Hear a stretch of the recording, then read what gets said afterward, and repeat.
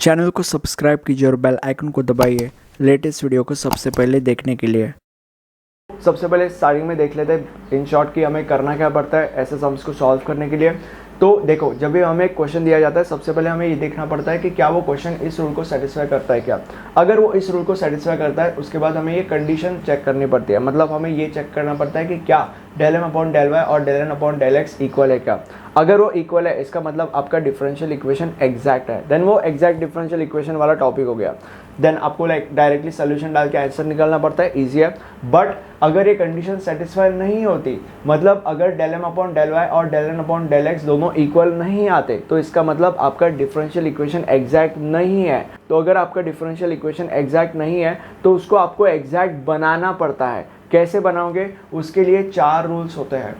Depending on the question in चारों में से आपको कोई भी एक रूल अप्लाई करना पड़ता है, वो मैं आपको बताऊंगा कि कैसे अप्लाई करते हैं, ठीक है।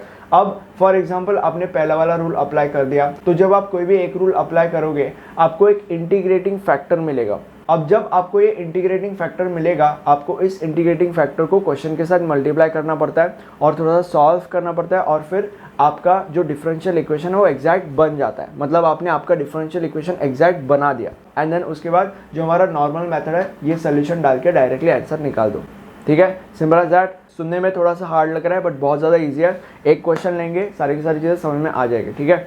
अब देखो, ये हमारा क्वेश्चन है। सबसे पहले मैंने क्या बोला था कि हमें देखना है कि क्या ये क्वेश्चन उस रूल को सेटिस्फाई करता है क्या।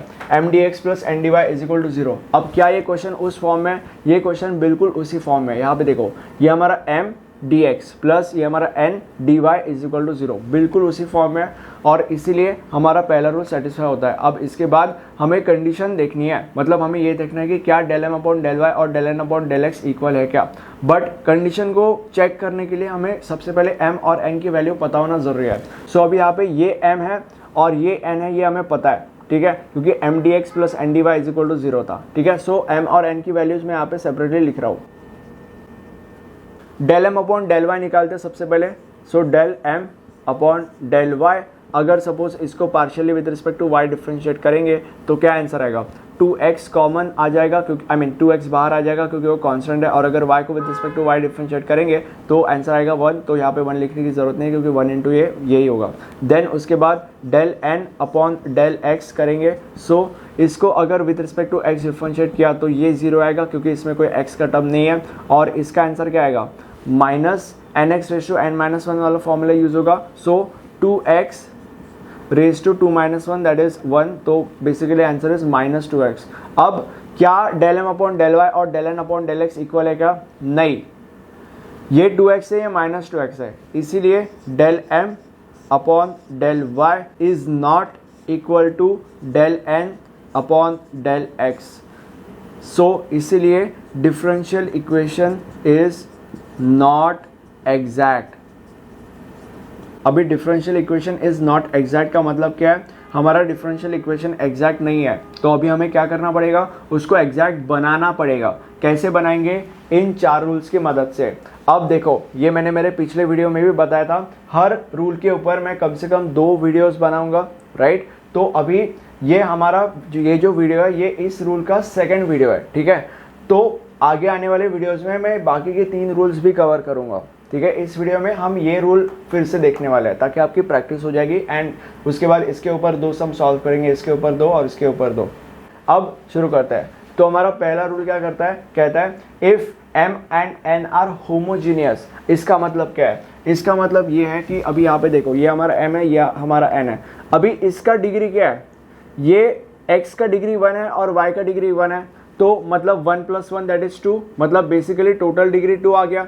अब इसका डिग्री भी 2 है और इसका डिग्री भी 2 है, तो इसका भी टोटल डिग्री 2 आता है, मतलब दोनों का डिग्री सेम है, और इधर भी दोनों का डिग्री सेम है। इसका मतलब m and n are homogeneous, ठीक है। अगर डिग्री सेम आती है तो मतलब होमोजीनियस है, तो इसलिए हमें यहाँ पे ही पता चल गया कि हमें रूल नंबर 1 अप्लाई करना है।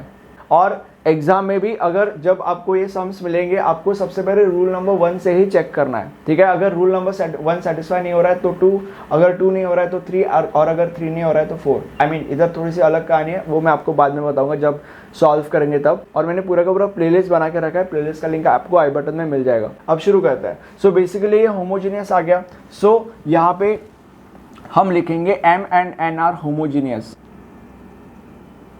अब यहाँ पे इंटीग्रेटिंग फैक्टर निकालेंगे।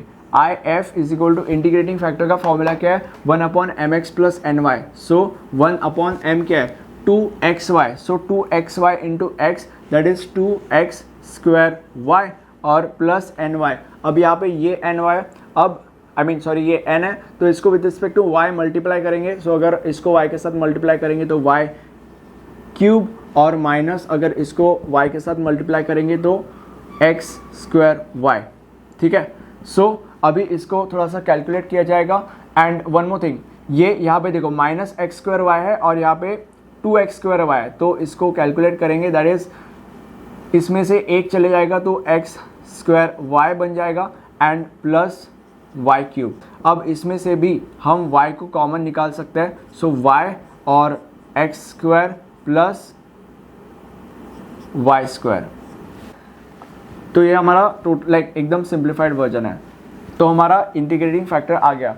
अब जैसे कि मैंने बोला था कि जब हमारा इंटीग्रेटिंग फैक्टर आ जाता है, हमें उस इंटीग्रेटिंग फैक्टर को क्वेश्चन के साथ मल्टीप्लाई करना होता है। So multiplying integrating factor with equation number 1, यहाँ पे क्वेश्चन को मैं इक्वेशन नंबर 1 दे रहा हूँ। अब अगर इसको हम इसके साथ मल्टीप्लाई करेंगे तो क्या आंसर आएगा, सबसे पहले 2x y upon y into X square plus Y square, उसके बाद dx plus Y square plus X square upon Y X square plus Y square और dy and is equal to 0। ये आएगा। इसको सॉल्व करेंगे, सबसे पहले ये y और ये y कट हो जाएगा। और यहाँ पे वन मोर थिंग, ये एक गलती हो गई, ये माइनस है, ठीक है। सो माइनस, यहाँ पे मैं हमेशा प्लस क्यों लिखता हूँ पता नहीं। एनीवे, ये गलती एग्जाम में मत करना। अब आगे बढ़ते हैं। So 2x upon X square plus Y square, right, dx plus Y square upon Y into X square plus Y square, right, and minus X square upon Y into X square plus Y square, ठीक है, dy is equal to 0। अब ये आ गया हमारे पास। अब इसको और ज़्यादा आगे आप सॉल्व नहीं कर सकते और इसलिए यहाँ पे हम लिखेंगे DE इज एग्जैक्ट। आपको और ये एग्जाम में प्रूफ करने की ज़रूरत नहीं है, ठीक है। यहाँ पे अगर आप DE इज एग्जैक्ट लिखोगे तो दैट्स टोटली फाइन। अब आपने आपका जो डिफरेंशियल इक्वेशन है वो एग्जैक्ट में कन्वर्ट कर लिया, मतलब उसको एग्जैक्ट बना लिया, ओके। अब उसके बाद आपको क्या करना है, डायरेक्टली ये फॉर्मूला अप्लाई करके सोल्यूशन निकाल देने का। अब ये वाला फॉर्मूला यूज़ करेंगे राइटिंग सोल्यूशन बाय, और ये वाला फॉर्मूला मैं यहाँ पे लिख दूंगा। अब यहाँ पे कैसे करेंगे, इंटीग्रेशन ऑफ m dx। लोग गलती क्या करते हैं, लोग ये वाला m लेते हैं, बट हमें ये वाला m और n नहीं लेना है, हमें नया वाला m और n लेना है। देखो m dx plus n dy is equal to 0 है, तो बेसिकली ये हमारे नए m और n है, राइट। सो ये हमारा नया m है, ये हमारा नया n है। सो सबसे पहले m है तो ये वाला m लेंगे, that is 2x upon X square plus Y square, और उसके बाद क्या है dx plus integration of n dy। But यहाँ पे ट्विस्ट है, यहाँ पे मैंने नो x लिखा है, मतलब कोई भी x का टर्म नहीं चलेगा। अब यहाँ पे n, ये हमारा n है तो इसके अंदर इस टर्म में भी x है और इस टर्म में भी x है, तो ये टर्म्स नहीं लेंगे, कोई भी टर्म नहीं लिया जाएगा, सिंपली यहाँ पे इसको इग्नोर कर दिया जाएगा और इज इक्वल टू c आएगा। अब इसको हम इंटीग्रेट करेंगे।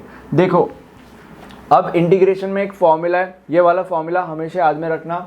अगर नीचे कोई फंक्शन है और ऊपर अगर उस फंक्शन का डेरिवेटिव है तो उसका डायरेक्ट फॉर्मूला होता है। देखो अभी नीचे X square plus Y square है, अगर सपोज इसको मैंने with respect to X differentiate किया तो क्या आंसर आएगा, 2x आएगा, ये 0 हो जाएगा, तो बेसिकली 2x आंसर आएगा, तो ऊपर भी 2x है, मतलब उसका डेरिवेटिव है। नीचे एक फंक्शन है, ऊपर उसका डेरिवेटिव है। अब इसका डायरेक्ट फॉर्मूला है लॉग और उसके बाद नीचे जो भी होता है वो। सो यहाँ पे आएगा लॉग, नीचे क्या है X square plus Y square और इज इक्वल टू सी, और ये आपका फाइनल आंसर है।